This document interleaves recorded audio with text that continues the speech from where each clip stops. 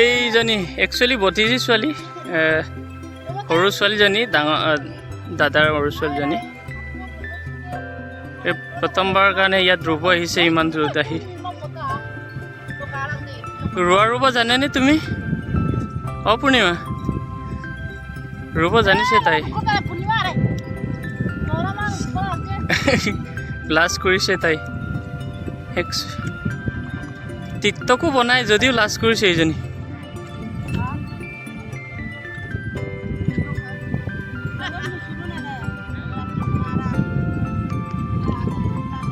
চাব পাৰিছা ধুনীয়াকৈ উৰিছে। 7জনী আছে, প্ৰায় আজি 2 বিঘা শেষ কৰিব। বহুত বছৰৰ মূৰত বোকা পানীত খেলিলোঁ আজি, ভাল লাগিলে সঁচাকৈ।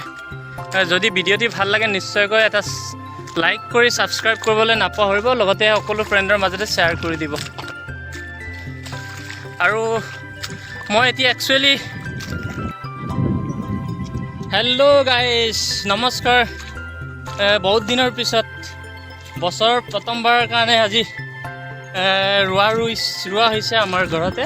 আমাৰ নিশ্চয়কৈ আজি আপোনালোকৰ ওচৰত শ্বেয়াৰ কৰিবলৈ মন গ'ল, চ' মই সেইকাৰণে ভিডিঅ' বনাইছোঁ। চাব পাৰিছা আপোনালোকে ধুনীয়াকৈ ষ্টাৰ্ট কৰা হৈছে। 1 বিঘামান প্ৰায় ৰুলেই আৰু আছে। আৰু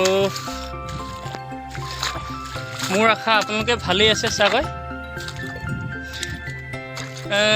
যদি এই মোৰ ইউটিউব চেনেলত চাই আছে এনেকৈ মুম্বাই ব্লগছটো ডেফিনেটলি ছাবস্ক্ৰাইব কৰি দিব।